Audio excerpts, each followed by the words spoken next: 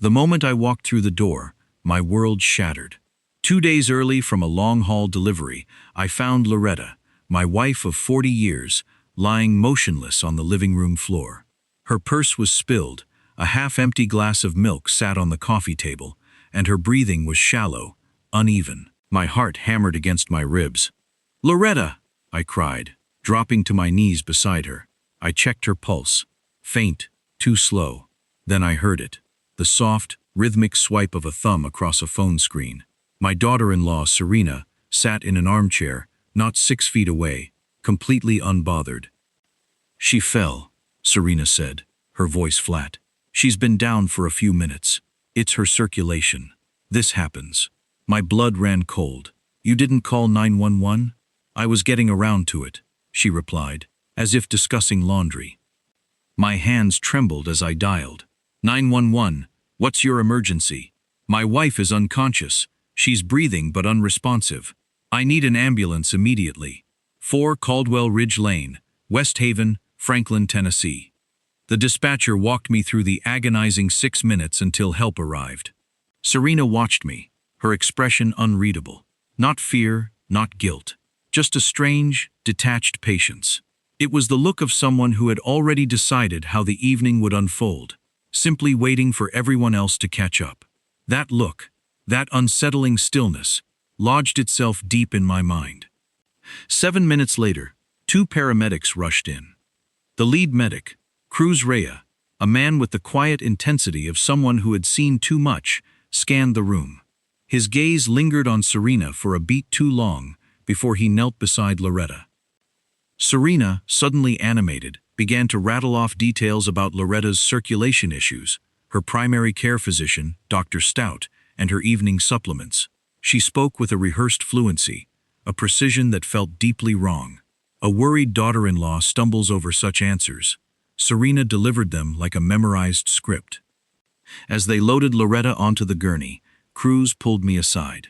"Mr. Doss," he whispered, his voice barely audible, "I need you to step into the kitchen. There are things about this address and about tonight that you need to hear before anyone else in this room does." The kitchen still held the faint, comforting scent of Loretta's cooking. Rosemary, her favorite. Cruz got straight to the point. "Sir, we've been called to this address before, multiple times, for similar incidents involving your wife. Each time, your daughter-in-law has been the one to call, and each time she's dismissed it as a fall or circulation issues. But the details, they don't add up." He explained that Loretta's symptoms were consistent with something far more insidious than a simple fall. He spoke of sedating compounds, of a pattern of deliberate, repeated administration. My mind reeled. Sedating compounds? Who would do such a thing? And why? Cruz then revealed the most chilling detail. The doctor Serena mentioned, Dr. Stout. He's on our watch list. We've had multiple reports of him overprescribing sedatives, particularly to elderly patients. And he's linked to a private memory care facility, Clearview Behavioral Health Center, which has also raised some red flags. He advised me to get a lawyer, a good one, and to demand a full toxicology report. "Don't let them dismiss this, Mr. Doss. Your wife is in danger." The next few hours were a blur. At the hospital, the emergency room doctor confirmed Cruz's suspicions. Loretta's toxicology report showed traces of a powerful sedative, far beyond any prescribed dosage. It was a slow-acting compound, designed to mimic the effects of cognitive decline. I called my son, Wade, Serena's husband. He was shocked, disbelieving. "Serena? No, Dad. She loves Mom. This has to be a mistake." But even as he spoke, I could hear the tremor in his voice, the uncertainty. The first person I called was Diana Frost, a formidable attorney known for her unhurried control and unwavering focus. "Diana," I said, my voice tight with a rage I barely recognized, "pull everything you have on elder abuse statutes in Tennessee. Criminal and civil, all of it. I'll be at your office at 8 a.m. Diana listened to my story for 22 minutes, her eyes fixed on my face. When I finished, she picked up her pen and wrote 4 lines. The toxicology results established deliberate, repeated administration of sedating compounds to a person over 65. That satisfies aggravated neglect of an elderly or vulnerable adult under Tennessee Code, a Class C felony carrying up to 15 years. Aggravated assault is a second charge, also Class C. Stack them with the fraud counts, and the sentencing exposure becomes very significant. Fraud counts? I asked, my mind struggling to keep up. 9 fraudulent prescriptions, plus the compound formulations, all billed through your family health coverage, Diana explained. That brings federal exposure under the Federal Healthcare Fraud Statute. Federal prosecutors pursue this when the scheme is deliberate, systematic, and directed at a private insurance program.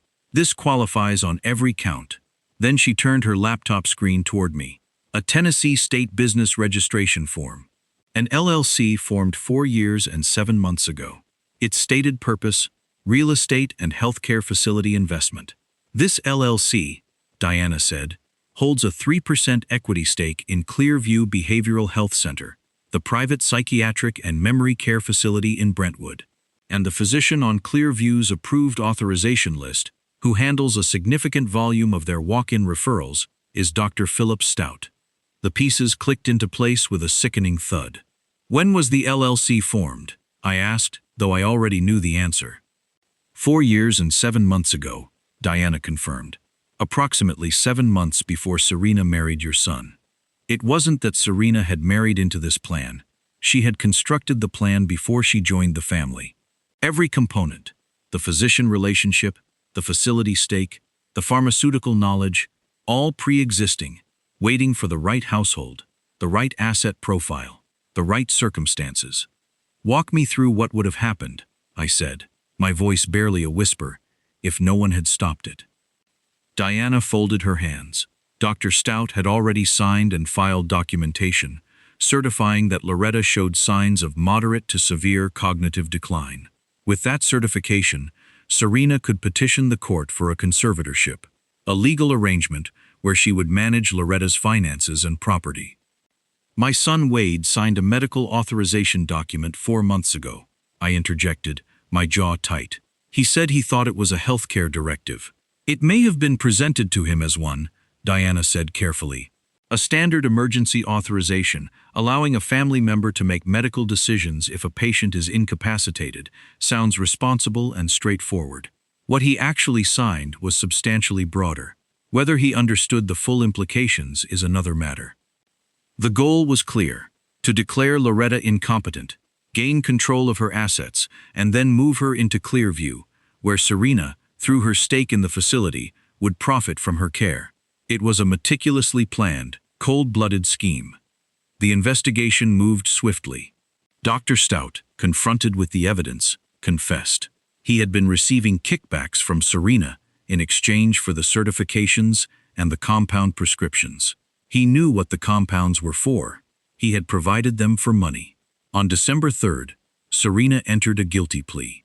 Wade, my son, received 18 months of supervised probation on a misdemeanor filing offense. He moved out of Tennessee the following week. He sent a letter. Loretta opened it, read it, folded it, and placed it in the drawer by the sofa. We never mentioned it again. Loretta, incredibly, recovered. The sedatives had not caused permanent damage, but the emotional scars ran deep. One night, I found her at the kitchen table, a legal pad in front of her, a pen in her hand. She was writing, not in a hurry, but deliberately, carefully, her shoulders straight. It was not my statement to be part of. The courthouse in Franklin, on the morning of December 15th, was cold, the sky gray. Diana met us at the entrance. Judge Carla Bowen's courtroom was smaller than I had imagined. Serena sat at the defense table, her face composed, avoiding our gaze. At 10:14 a.m., Judge Bowen called for victim impact statements. Loretta stood up. She walked to the podium, carrying the legal pad she had spent 3 nights writing on. She set it down and looked up, not at Serena, but at Judge Bowen. "My name is Loretta Ann Doss," she said, her voice steady and clear. "I am not going to tell this court what was done to me. This court already has the documentation. I am going to tell this court what I need them to understand. For 18 months, someone worked methodically to convince me that my mind was going, that my memory could not be trusted.